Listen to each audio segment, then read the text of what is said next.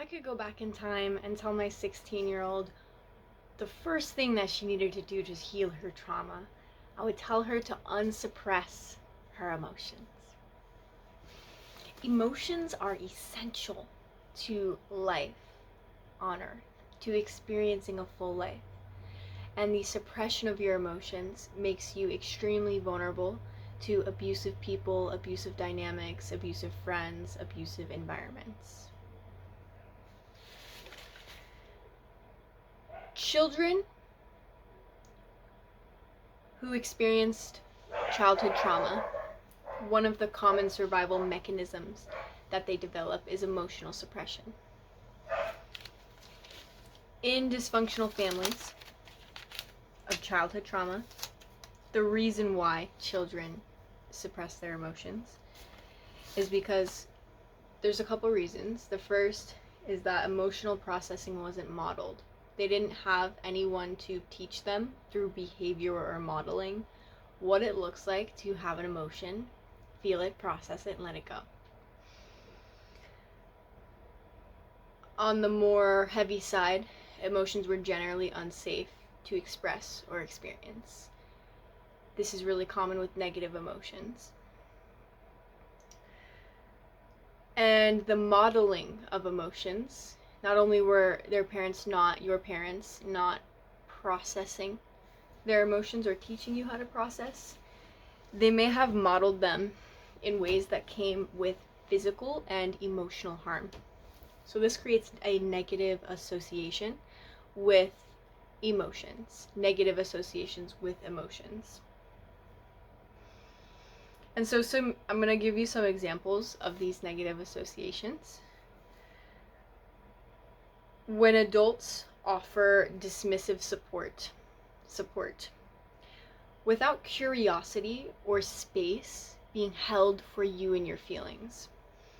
So this can look like, just cheer up, it's okay, you're fine. High knees, just do high knees. My family used to say that. It's the kind of support that seems like it's helpful, but really it creates loneliness. You feel lonely. There's no one to be present with you and your emotions.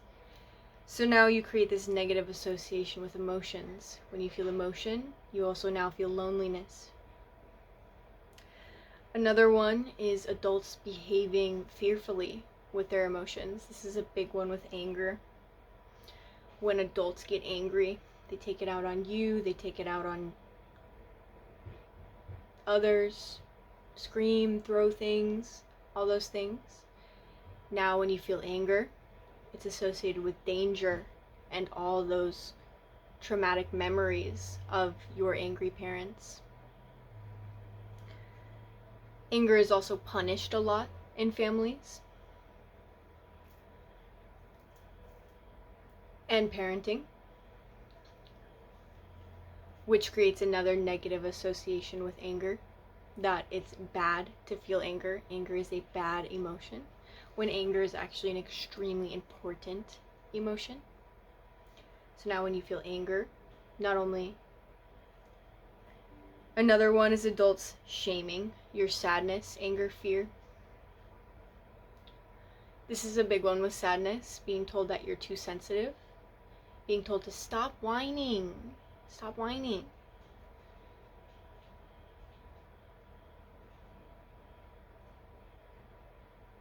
Being guilted for your emotions as well. It's a big one with crying. Stop crying, you're making me cry. You're making me sad. Stop crying. That type of thing. So then you start to associate emotion with shame, emotion with guilt. Another is when adults, this is a really good one, when adults use emotions manipulatively. So if you witnessed in childhood your mom using sadness and tears to manipulate you or others, you now associate sadness and crying with confusion. And so when one simple emotion becomes tied to loneliness, fear, danger, shame, dismissal, and confusion, it now becomes 8 times harder to regulate that emotion. Because when you're feeling anger, you're not just feeling anger now. You're feeling anger and all the triggers of the anger you experienced in your childhood. You're feeling anger and shame, anger and punishment. Every time you feel an emotion, it reminds you of your loneliness. How there's no one there for you, no one was there for you, no one held space for you. So now that it's harder to regulate, what the body does when it cannot regulate is it suppresses. And so everyone's a little bit different. Some people, when they suppress their emotions, they just become very numb and compartmentalized. This can come out in like self-harm as well.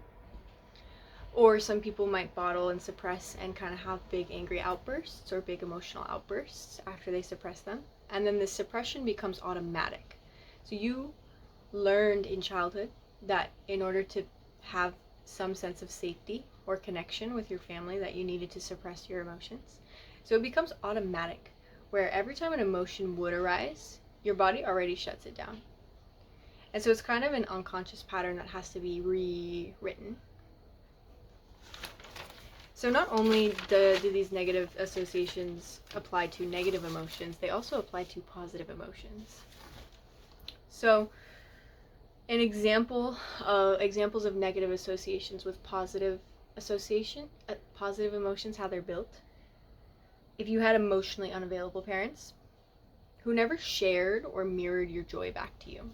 So when you were really happy about something, or you were really creative about something, and you went to your parents and they just couldn't share it with you, whether they were just numb to their own happiness, they couldn't mirror that back to you and exist in this shared space of connection of like, wow, let's be joyful together.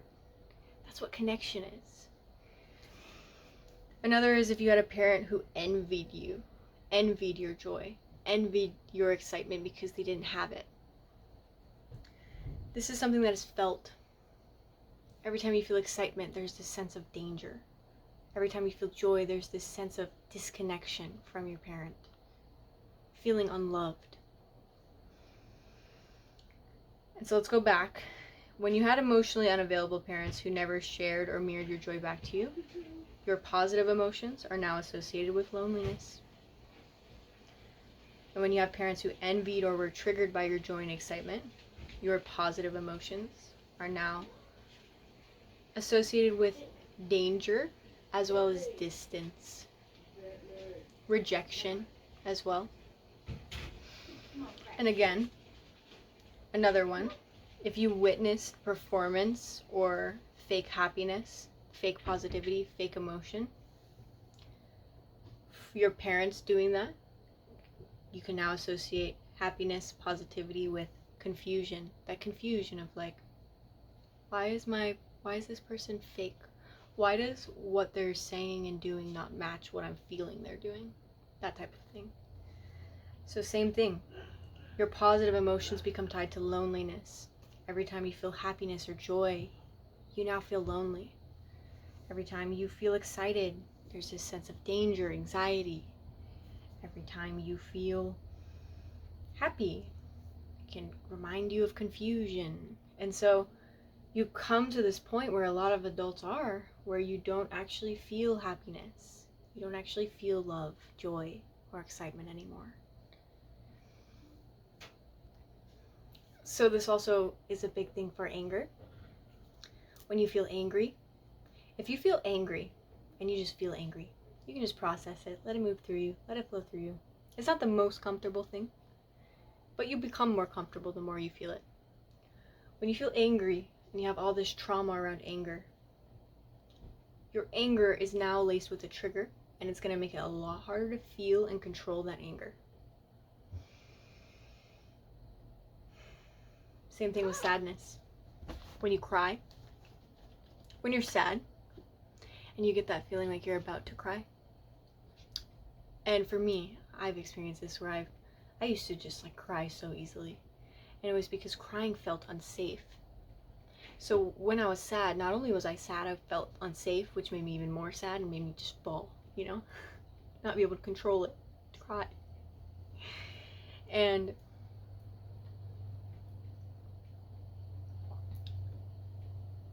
this is why we suppress our emotions, because the body kind of stores away what it's not ready to process, what it can't process. And so you have to rebuild your association with emotions and understand that each and every emotion has a purpose in your life. Anger protects you when people are violating your boundaries. Fear can protect you from danger. Happiness makes you happy. It's safe to be excited. To reprogram, it's safe for me to feel happy. And you kind of have to, once you start to feel your emotions, your body will now have to feel the grief of your childhood, of what you didn't have, the support you didn't have, the connection you didn't have.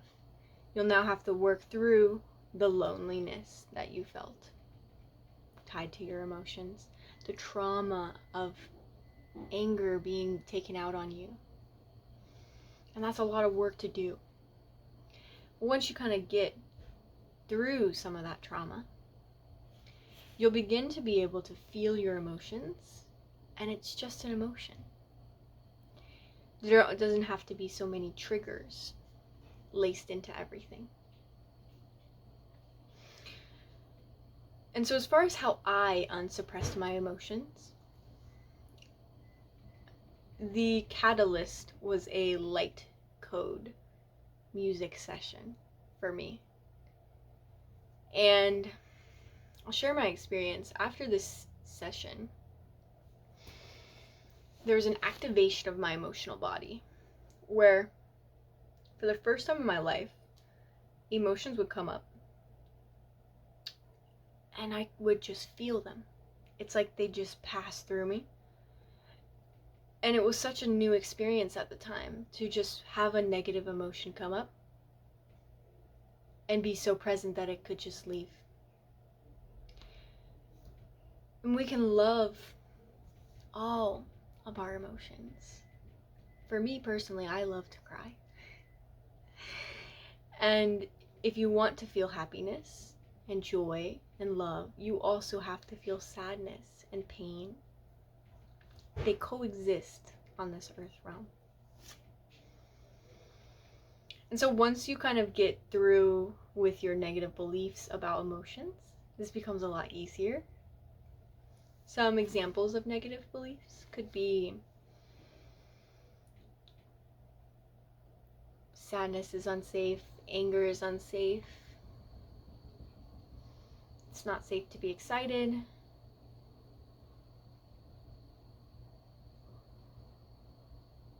it's just generally having negative associations. We went over that.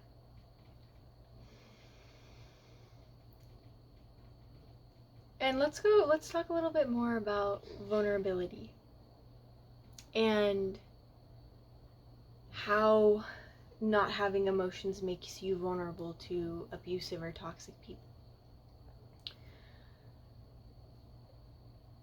I look back at when I was in an abusive relationship and how much I was really going through and how much I was really holding and how no one could tell.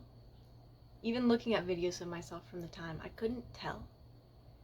All those emotions were being suppressed. And at the time, I actually was aware that I had a pattern of suppressing my emotions. And I still would cry sometimes. And I was really sad about what happened, what was happening to me, domestic violence. But I see how when you can't feel what people are doing to you, it's harder to know that they're doing something to you. When you can't trust that your emotion is valid, that your emotions are real, that you are allowed to have emotions, that you need your emotions, it's harder to see what people are doing to you.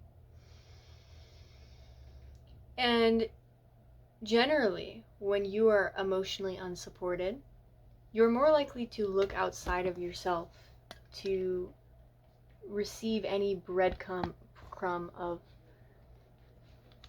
love from another, even if that person is abusive.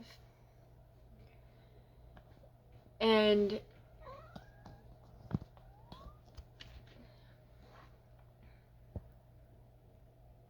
I remember when I didn't have any boundaries, I had this awareness that I didn't know how to set boundaries with people, and I didn't know what my boundaries were. And it's because I never truly felt anger. I had suppressed my anger so deeply that I didn't even really know what it felt like to be angry. And this was really dangerous because people that now make me angry are people that violate boundaries. And I was really vulnerable to people that would violate my boundaries because I simply didn't have any, because I didn't feel any anger or have any anger.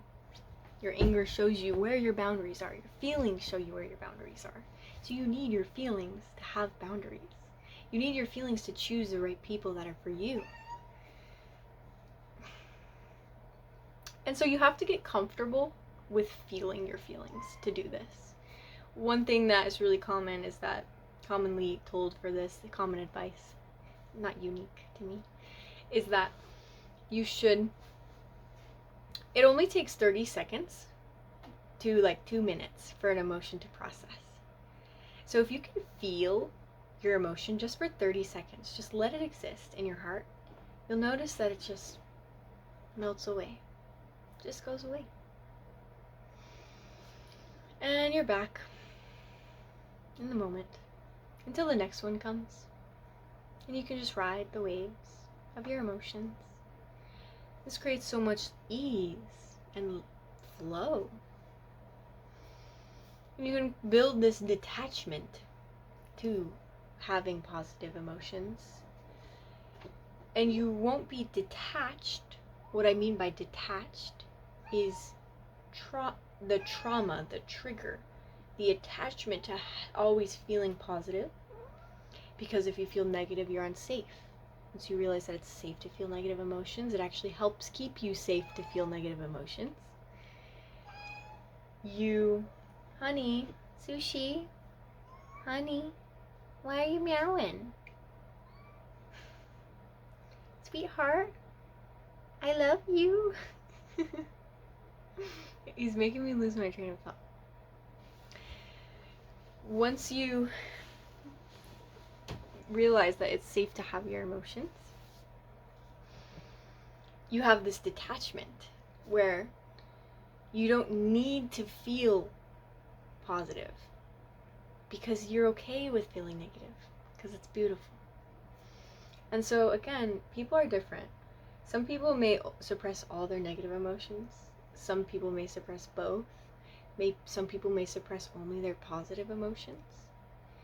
But normally, it's these associations that we have with emotions that cause us to suppress them. And so by being aware of this, it's really like the biggest first step is to understand why you suppress your emotions. What's actually going on in your mental, which is what we went over today. Why you became this way. And you can have so much love and compassion for yourself because what your child self did by building that survival mechanism, it protected you. It loved you. Your body loved you so much that it created these mechanisms to protect you from childhood trauma so that you could survive and that you could live. And now you get to live even better, live even more. And that's a really beautiful thing.